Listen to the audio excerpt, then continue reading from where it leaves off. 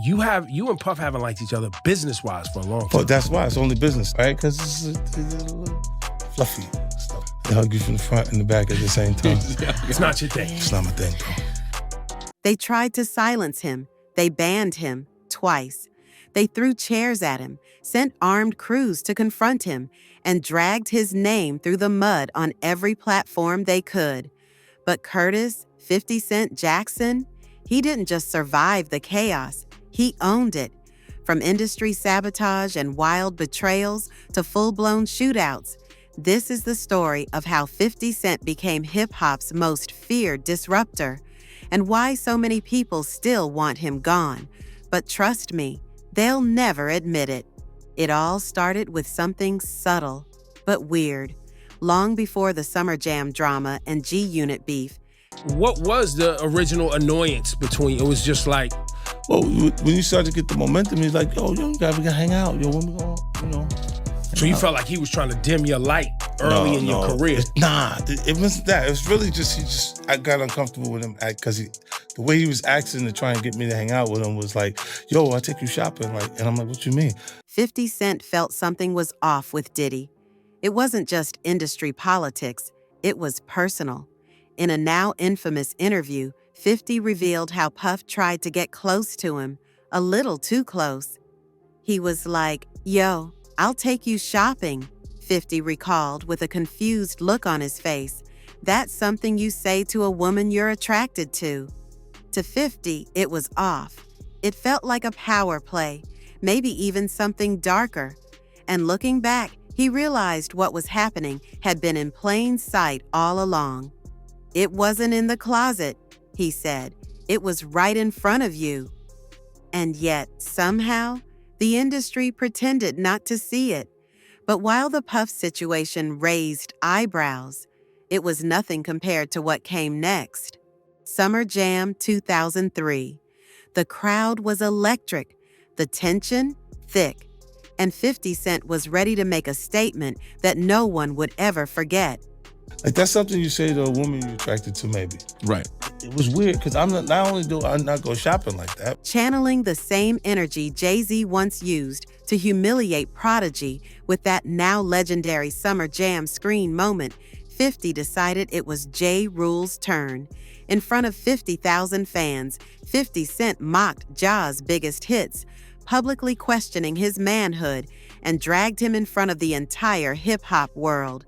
If y'all don't know what a B looks like, 50 shouted to the crowd, take a look at this. The crowd erupted. Ja Rule's credibility took a nosedive, and 50 walked away, looking like the new king of New York. But what 50 didn't know was that this performance would mark the beginning of a very long war, one that would spill off the stage and into the streets. Exactly 1 year later, things got real. It was Summer Jam 2004.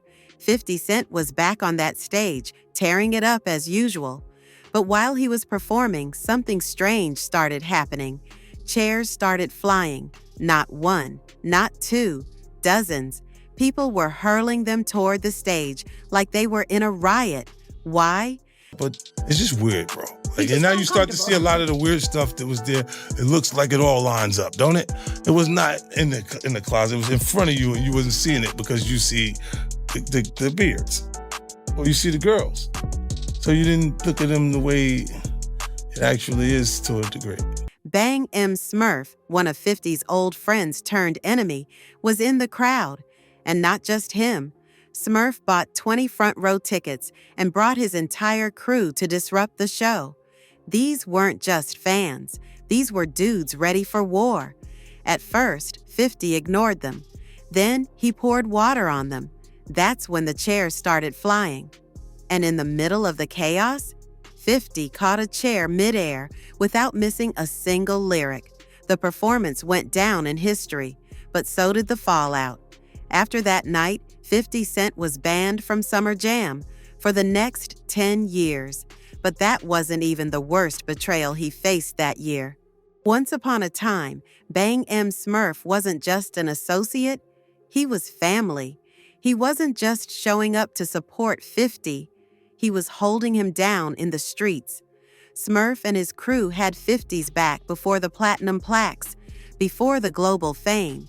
They were deep in the trenches, opening doors, carrying heat, making sure 50 was protected at all costs.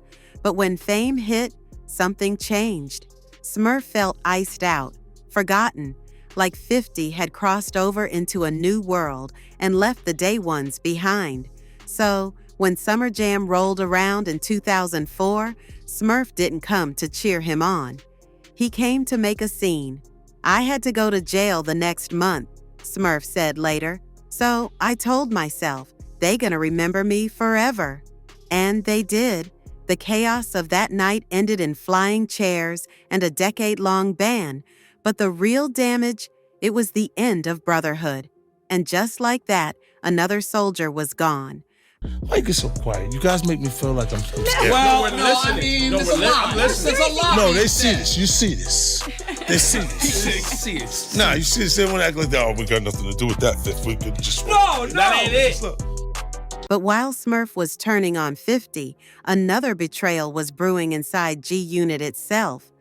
When 50 Cent brought the game into G-Unit, it looked like a match made in hip-hop heaven. Dr. Dre co-signed it.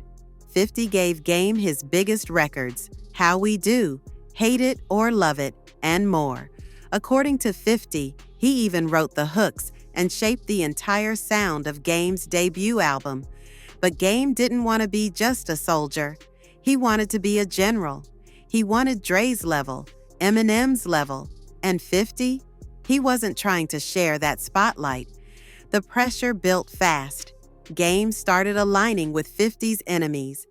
And behind the scenes, his manager Jimmy Henchman was allegedly stoking the fire, feeding the feud and turning Game against his own crew. Eventually, the tension couldn't be contained.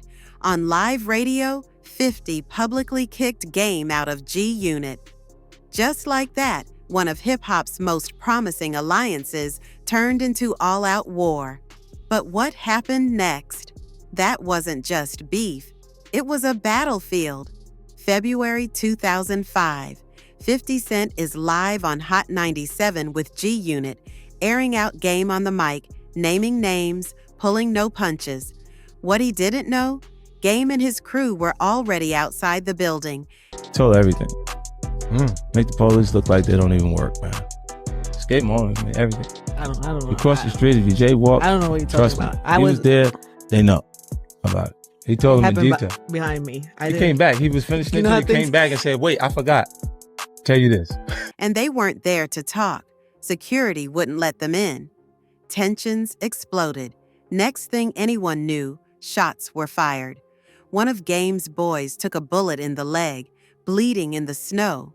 Sirens screamed through the night. Streets around Hot 97 locked down. The incident made headlines instantly. 50 wasn't hurt. Game claimed it was a misunderstanding. Then claimed 50 snuck out the back. Then changed his story again to say they faced each other with guns drawn, Western style. In Game's world, the number of men he brought grew with every interview, from 30 to 70. He said it felt like Grand Theft Auto in real life. But there was no denying the fact. A real shootout happened that night, and Hot 97, they got rebranded on the streets with a new name, Shot 97. After that, both 50 and Game were blacklisted from the station. But for 50, that was just one of the platforms that tried to shut him out. And yet, every time they closed the door, he kicked another one open. After the Hot 97 shootout, the station wanted nothing to do with 50 Cent. He wasn't just banned from Summer Jam, he was banned from the building. Hot 97 wouldn't let him use their main studio. And when he finally was allowed back, they interviewed him in a different room. Public service announcement for those who may be confused. Courtesy of the G. Away from the public eye, like he was radioactive. Why? Because 50 made people nervous. Anytime he opened his mouth, he might say something about Jimmy Henchman. He might call someone a snitch. He might expose what other rappers were too scared to even whisper. And the radio hosts? They couldn't handle it. Ebro, Rosenberg, and others would shift uncomfortably, try to steer the conversation away. But 50? He doubled down. He talked about how henchmen told on everybody, made the DA look like they didn't even need to investigate anymore. And while the station tried to act like they didn't need 50, the truth was simple. Every time he showed up, the ratings went through the roof. Hot 97 hated that they needed him. But 50? He loved it. 10 years after being banned from Summer Jam, 50 Cent was finally invited back. The anticipation was real. Nobody knew what to expect. The only thing they knew for sure, G-Unit was about to reunite, live on stage. It was supposed to be a redemptive moment, a full-circle victory, a celebration. 50 came out swinging, and the crowd was losing their minds. After a decade in the shadows, he was back, and he brought the entire crew with him. But then, he brought someone else on stage, someone who wasn't exactly part of the G-Unit reunion. At this Summer Jam concert, 50 Cent questioned Ja Rule's manhood in front of thousands. Ladies and gentlemen, it's been brought to my attention that you guys don't know what big. Someone who had made a very bad decision just weeks before. Slow Bucks wasn't a rapper. He was more of a hustler turned entrepreneur who managed to stay close to the culture. But what he did have was access, and one picture was all it took to ruin everything. He posed for a photo with 50 Cent's estranged son, Marquise Jackson, the same son 50 had said publicly didn't exist to him anymore, the same son he once said he wouldn't care if he got hit by a bus. When 50 saw that pic online, he responded with one ominous line. This was a bad idea. So, when Slow Bucks showed up on that Summer Jam stage looking flashy with his chain on, he didn't realize the trap had already been set. The performance was going great. Then 50 turned his hat backwards. Moments later, Slow Bucks got jumped, on stage, in front of cameras, in front of the whole world. His chain, gone, his pride, shattered. And just like that, 50 Cent was banned from Summer Jam again. The next day, the media exploded.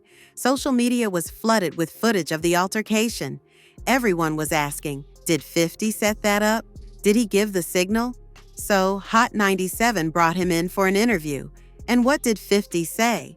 I didn't even see it. I was performing. That's it. That was the official statement.